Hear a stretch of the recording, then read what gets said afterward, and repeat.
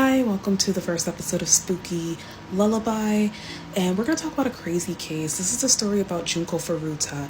Now, this story takes place in 1988, and it's about a 17-year-old girl who was kidnapped and tortured and then murdered. Now, the torture took place over the span of 44 days. The story is also known as 44 Days in Hell. The story is completely crazy. It's sick.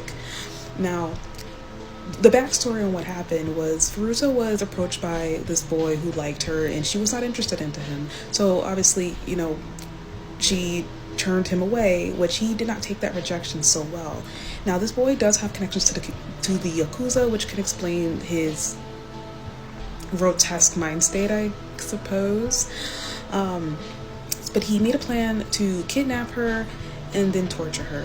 Now, sexually assaulted over 400 times. She was beaten, she was starved, they dropped barbells on her, they forced her to eat live cockroaches, they forced her to masturbate, and they sodomized her, and they shoved the items inside of her like firecrackers and lit cigarettes and light bulbs. They burnt off her eyelids, and then they tore off her nipples. And that's not even everything. It's a list of horrible things that they did to her. And the craziest part of it all is that these boys got caught and they weren't even charged that bad. They got about 5 to 10 years each. And I mean, for the sick amount of stuff that they did to her, that doesn't really, and they said that they got that sentencing because they were, young. I don't think that's fair. You commit a crime like a full crazy psychopathic adult, then you should get charged by a full crazy psychopathic adult. I don't understand. But this poor girl literally begged to be killed because the torture was just so unbearable. Can you imagine? Now, I know at least 2 of the boys are back in jail or prison because they committed other crimes in the future.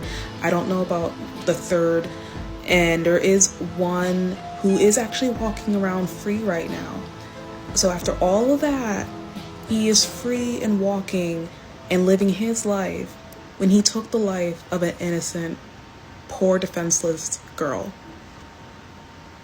That is sick, and the justice system failed her. They failed her. These are them.